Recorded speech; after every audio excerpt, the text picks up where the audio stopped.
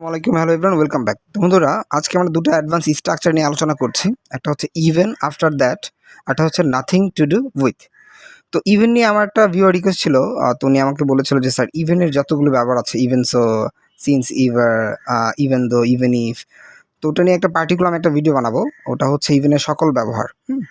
তো একটু দেরি হবে, তো ওয়েট করবেন অবশ্যই। আর আজকে চলুন আমরা এই দুটো অ্যাডভান্স স্ট্রাকচার শিখে ফেলি কীভাবে ব্যবহার করবেন। তো প্রথম হচ্ছে আপনার ইভেন আফটার দ্যাট। এটা অর্থটা কি? আমরা সবাই জানি যে ইভেন শব্দের অর্থ আমরা অনেক সময় এমন কি বোঝাই, আর আফটার দ্যাট এটা তো অবশ্যই সবাই জানি যে তারপরেও। তো এটাকে আপনি চাইলে দুইভাবে ব্যবহার করতে পারবেন। ইভেন আফটার দ্যাট এটা দেওয়ার পরে যে কোনো একটা আপনার সেন্টেন্স দিয়ে দেবেন, হয়ে যাবে। তাছাড়া যদি এরকমও মনে রাখতে পারেন সিচুয়েশন অনুযায়ী, সাপোজ ধরুন আপনি কাউকে কোনো একটা কাজ করতে নিষেধ করেছেন, মানা করছেন, তারপর সেই কাজটা করতেছে, হ্যাঁ, তখন কিন্তু আপনি এটা ব্যবহার করতে পারবেন। তাছাড়া অন্যভাবে ব্যবহার করতে পারবেন। তো চলুন আমি কয়েকটা উদাহরণ দিই, তাহলে বিষয়টা বুঝতে পারবেন। যেমন ইভেন আফটার দ্যাট, এমনকি তারপরেও ইউ আর হ্যাভিং আইসক্রিম, তুমি আইসক্রিম খাচ্ছ। হ্যাভ শব্দটা তো খাওয়া, এটা টিকও বলতে পারেন, ইটিংও বলতে পারেন, তিনটেই সব ব্যবহার করা যায়, সমস্যা নেই। তারপর বলতে পারেন যে ইভেন আফটার দ্যাট, এমনকি তারপরেও you are talking to me, তুমি আমার সাথে কথা বলছো। ঠিক আছে, মানে আপনি তার মানা করছেন, তারপর সে আপনার সাথে কথা বলতেছে। তারপর বলতে পারেন যে ইভেন আফটার দ্যাট, এমনকি তারপরেও he is quarrelling with him, এমনকি তারপরেও সে তার সাথে কি ঝগড়া করতেছে। মানে আপনি মানা করছেন যে তার সাথে ঝগড়া করো না, তোমার সবসময় ঝগড়া করো, তারপরেও সে আর কি এটা ঝগড়া করতেছে।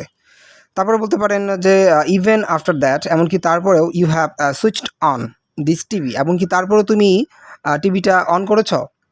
অনেক সময় বাচ্চাদের বলতে থাকি না আমরা যে টিভিটা অন করে না, এমনকি তারপরেও তারা টিভিটা অন করে। তারপরে আপনি বলতে পারেন যে ইভেন আফটার দ্যাট, এমনকি তারপরেও হি হ্যাজ গন দেয়ার, সে সেখানে গিয়েছে। হ্যাঁ, তো এটাকে চাইলে এখন অন্যভাবে ব্যবহার করতে পারবেন, যে কোনো সেন্টেন্স দিয়ে ব্যবহার করতে পারবেন, পজিটিভ নেগেটিভ। যেমন আপনি বলতে পারেন যে ইভেন আফটার দ্যাট, এমনকি তারপরেও I didn't talk to her, আমি তার সাথে কথা বলিনি। Even after that I didn't talk to her, আমি তার সাথে কথা বলিনি। তারপর বলতে পারেন যে ইভেন আফটার দ্যাট, এমনকি তারপরেও হি ইজ হেল্পিং মি, সে আমাকে সাহায্য করছে।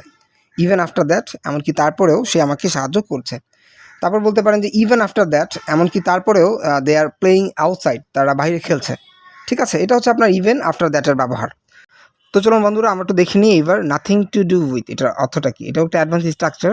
এটা কিন্তু আমাদের কথাবার্তা এই ধরনের অ্যাডভান্স স্ট্রাকচার অনুসারে ব্যবহার করে থাকি।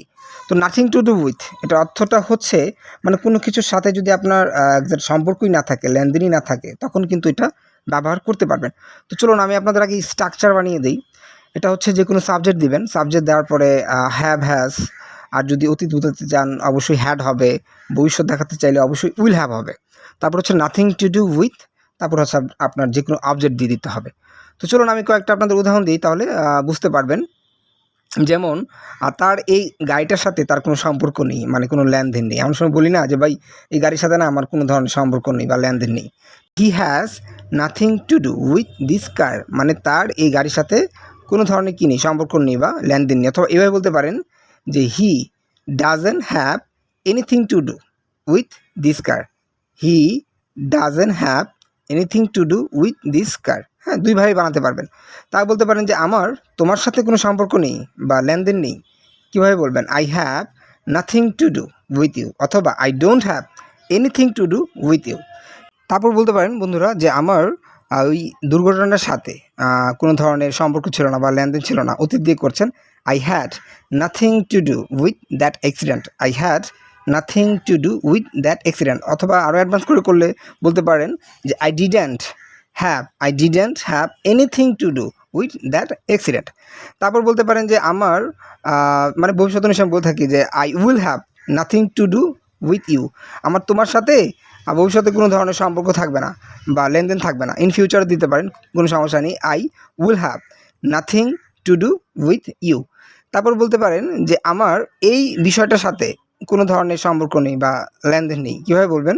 I have nothing to do with this matter, I have nothing to do with this matter. তারপর বলতে পারেন যে I don't have anything to do with this matter, I don't have anything to do with this matter. তারপর বলতে পারেন যে তার ওই মানে লুণ্ঠন, মানে কোন সময় আমরা রোবারি করি না, ডাকাতি হয় না, এই ধরনের, মানে ওই লুণ্ঠনের সাথে তার কোনো সম্পর্ক নেই বা লেনদেন নেই। কী বলবেন? He has nothing to do that robbery, he has nothing to do that robbery, অথবা এভাবে বলতে পারেন he doesn't have anything to do that robbery. এটাকে চাইলে আপনারা ইন্টারোগেটিভও করতে, তোমার কি তার সাথে কোনো ধরনের সম্পর্ক আছে বা লেনদেন আছে, কীভাবে বলবেন? Do you have anything to do with him অথবা her, do you have anything to do with him অথবা হার। আপনি বলতে পারেন যে I have nothing to do with him অথবা হার, অথবা I don't have anything to do with him অথবা her. তো বন্ধুরা চলুন লাস্ট আরেকটা উদাহরণ দিয়ে দিই, সেটা হচ্ছে আমার এই কেসটার সাথে কোনো ধরনের সম্পর্ক নেই বা আপনার লেনদেন নেই, কীভাবে বলবেন? I don't have anything to do with this case, I don't have anything to do with this case, অথবা নর্মাল করে করলে I have nothing to do with this case, I have nothing to do with this case.